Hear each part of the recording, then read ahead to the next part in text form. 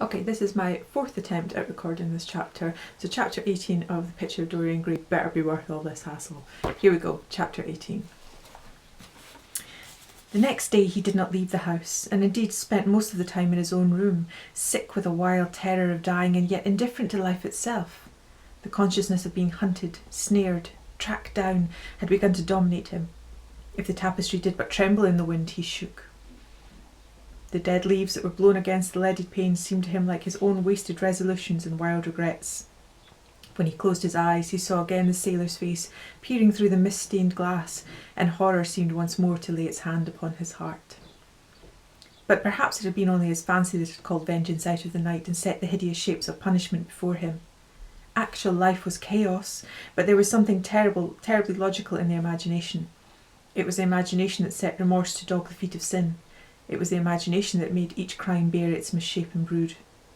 In the common world of fact, the wicked were not punished, nor the good rewarded. Success was given to the strong, failure thrust upon the weak. That was all.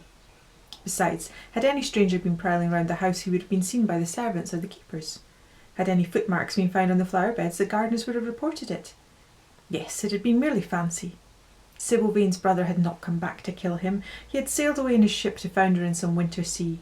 From him, at any rate, he was safe. Why, the man did not know who he was, could not know who he was. The mask of youth had saved him. And yet, if it had been merely an illusion, how terrible it was to think that conscience could raise such fearful phantoms and give them visible form, and make them move before one. What sort of life would his be if day and night shadows of his crime were to peer at him from silent corners, to mock him from secret places, to whisper in his ear as he sat at the feast, to wake him with icy fingers as he lay asleep? As the thought crept through his brain, he grew pale with terror, and the air seemed to him to have become suddenly colder. Oh, in what a wild hour of madness he had killed his friend! How ghastly the mere memory of the scene! He saw it all again. Each hideous detail came back to him with added horror. Out of the black cave of time, terrible and swathed in scarlet, rose the image of his sin. When Lord Henry came in at 6 o'clock, he found him crying as one whose heart will break. It was not till the third day he ventured to go out. There was something in the clear pine-scented air of that winter morning that seemed to bring back his joyousness and ardour for life. But it was not merely the physical conditions of environment that had caused the changes. His own nature had revolted against the excess of anguish that had sought to maim and mar the perfection of its calm. With subtle and finely wrought temperaments it is always so. Their strong passions must either bruise or bend. They either slay the man or themselves die. Shallow sorrows and shallow loves live on. The loves and sorrows that are great are destroyed by their own plenitude. Besides, he had convinced himself that he had been the victim of a terror-stricken imagination, and looking back now on his fears, he felt something of pity and not a little of contempt. After breakfast he walked with the Duchess for an hour in the garden, and then drove across the park to join the shooting party. The crisp frost lay like salt upon the grass. The sky was an inverted cup of blue metal. A thin film of ice bordered the flat, reed-grown lake. At the corner of the pinewood he caught sight of Sir Geoffrey Clouston, the Duchess's brother, jerking 2 spent cartridges out of his gun. He jumped from the cart, and having told the groom to take the mare home, made his way toward his guest through the withered bracken and rough undergrowth. "Have you had good sport, Geoffrey?" he asked. "Not very good, Dorian. I think most of the birds have gone to the open. I dare say it would be better after lunch when we get to new ground." Dorian strolled along by his side.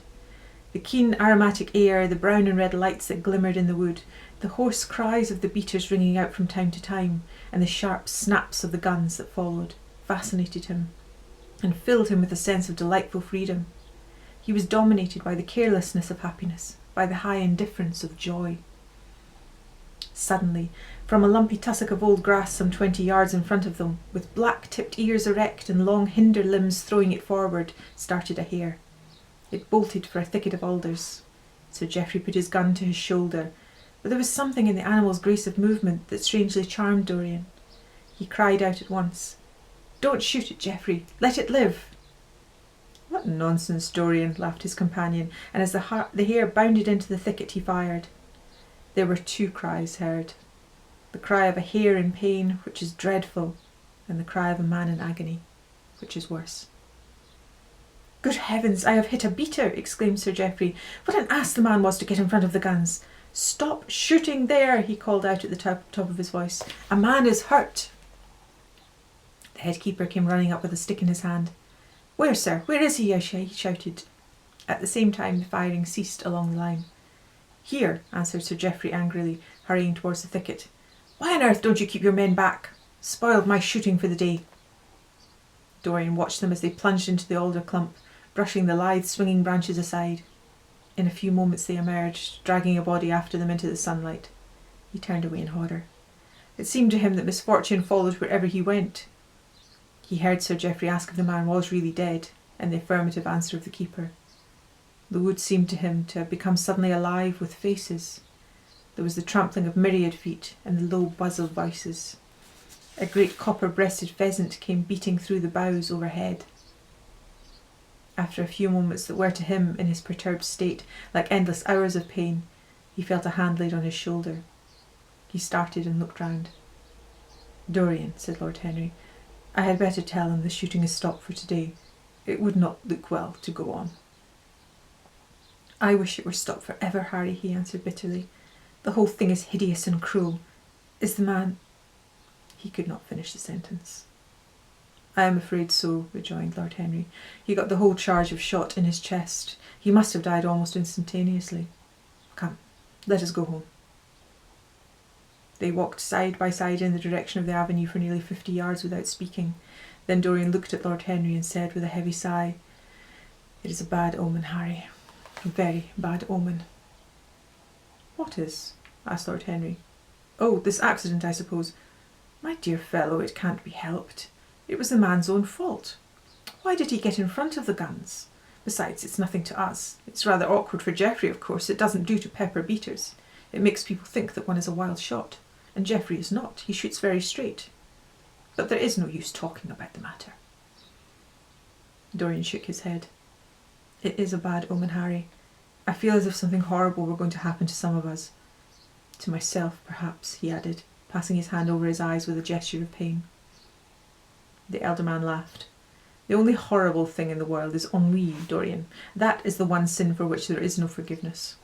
But we are not likely to suffer from it, unless these fellows keep chattering about this thing at dinner. I must tell them the subject is to be tabooed. As for omens, there is no such thing as an omen. Destiny does not send us heralds. She is too wise or too cruel for that. Besides, what on earth could happen to you, Dorian? You have everything in the world that a man wants. There is no one who would not be delighted to change places with you." "There is no one with whom I would not change places, Harry. Don't laugh like that. I'm telling you the truth. The wretched peasant who has just died is better off than I am. I have no terror of death. It is the coming of death that terrifies me. Its monstrous wings seem to wheel in the leaden air round me. Good heavens! Don't you see a man moving behind the trees there, watching me, waiting for me?" Lord Henry looked in the direction in which the trembling gloved hand was pointing. "Yes," he said, smiling, "I see the gardener waiting for you. I suppose he wants to ask you what flowers you wish to have on the table tonight. How absurdly nervous you are, my dear fellow. You must come and see my doctor when we get back to town." Dorian heaved a sigh of relief as he saw the gardener approaching. The man touched his hat, glanced for a moment at Lord Henry in a hesitating manner, and then produced a letter which he handed to his master.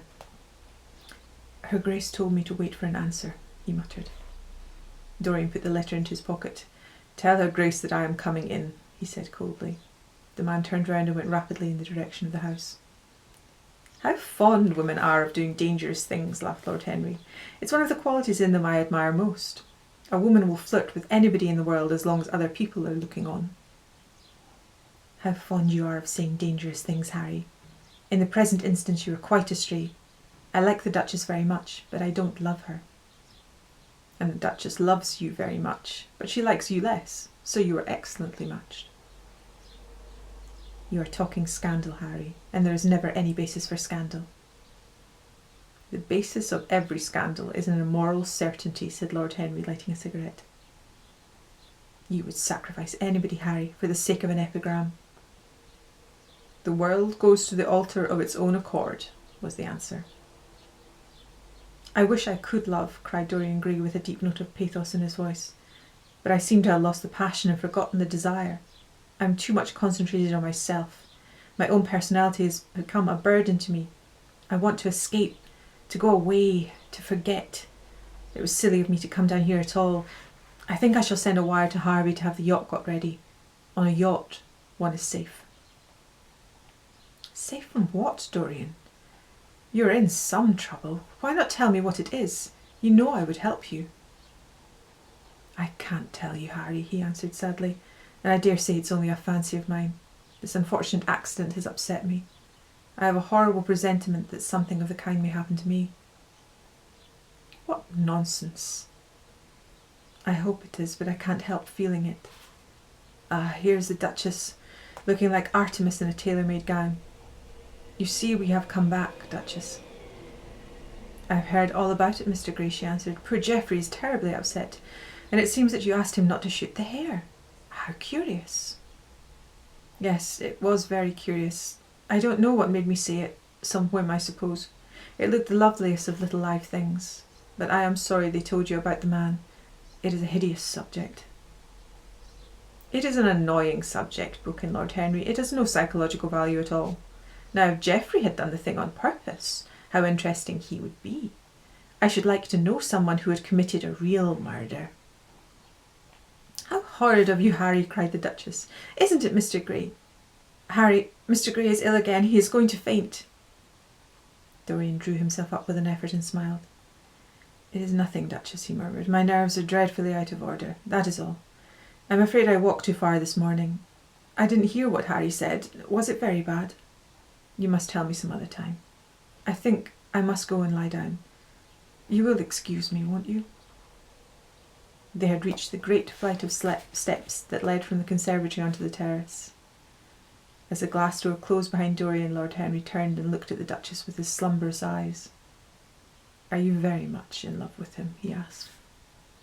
She did not answer for some time, but stood gazing at the landscape.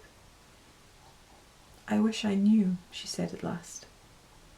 He shook his head. Knowledge would be fatal. It is the uncertainty that charms one. A mist makes things wonderful. She laughed. Her teeth showed like white seeds in a scarlet fruit. Upstairs in his own room, Dorian Gray was lying on a sofa with terror in every tingling fibre of his body.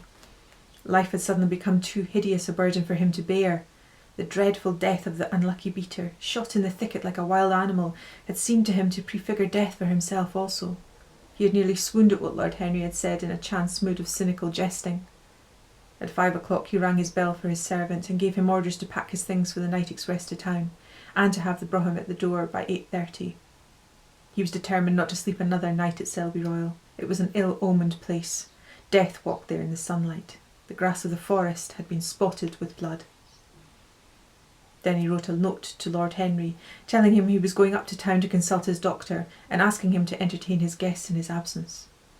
As he was putting it into the envelope, a knock came to the door, and his valet informed him the head keeper wished to see him. He frowned and bit his lip. Send him in, he muttered, after some moments' hesitation. As soon as the man entered, Dorian pulled his cheque-book out of a drawer and spread it out before him. I suppose you have come about the unfortunate accident of this morning, Thornton, he said, taking up a pen. Yes, sir, answered the gamekeeper. Was the poor fellow married? Had he any people dependent on him? Asked Dorian, looking bored. If so, I should not like them to be left in want, and will send them any sum of money you may think necessary. We don't know who he is, sir. That's what I took the liberty of coming to you about. Don't know who he is, said Dorian listlessly. What do you mean? Wasn't he one of your men? No, sir. Never saw him before. Seems like a sailor, sir. The pen dropped from Dorian Gray's hand, and he felt as if his heart had suddenly stopped beating. A sailor, he cried out. Did you say a sailor? Yes, sir. He looks as if he'd been some sort of sailor, tattooed on both arms and that kind of thing. Was there anything found on him? Said Dorian, leaning forward and looking at the man with startled eyes. Anything that would tell his name? Some money, sir. Not much. And a 6-shooter. There was no name of any kind. A decent-looking man, sir, but rough-like, a sort of sailor, we think." Dorian started to his feet. A terrible hope fluttered past him. He clutched at it madly. "Where is the body?" he exclaimed. "Quick! I must see it at once." "It is in an empty stable in the home farm, sir. The folk don't like to have that sort of thing in their houses. They say a corpse brings bad luck." "The home farm. Go there at once and meet me. Tell one of the grooms to bring my horse round. No, never mind. I'll go to the stables myself. It will save time." In less than a quarter of an hour, Dorian Gray was galloping down the long avenue as hard as he could go. The trees seemed to sweep past him in spectral procession, and wild shadows to fling themselves across his path. Once the mare swerved at a white gatepost and nearly threw him. He lashed her across the neck with his crop. She cleft the dusky air like an arrow. The stones flew from her hooves. At last he reached the home farm. 2 men were loitering in the yard. He leapt from the saddle and threw the reins to one of them. In the farthest stable a light was glimmering. Something seemed to tell him the body was there, and he hurried to the door and put his hand upon the latch. There he paused for a moment, feeling he was on the brink of a discovery that would either make or mar his life. Then he thrust the door open and entered. On a heap of sacking in the far corner was lying the dead body of a man dressed in a coarse shirt and a pair of blue trousers. A spotted handkerchief had been placed over the face. A coarse candle, stuck in a bottle, sputtered beside it. Dorian Gray shuddered. He felt that his could not be the hand to take the handkerchief away, and called out to one of the farm servants to come to him. "Take that thing off the face. I wish to see it," he said, clutching at the doorpost for support. When the farm servant had done so, he stepped forward. A cry of joy broke from his lips.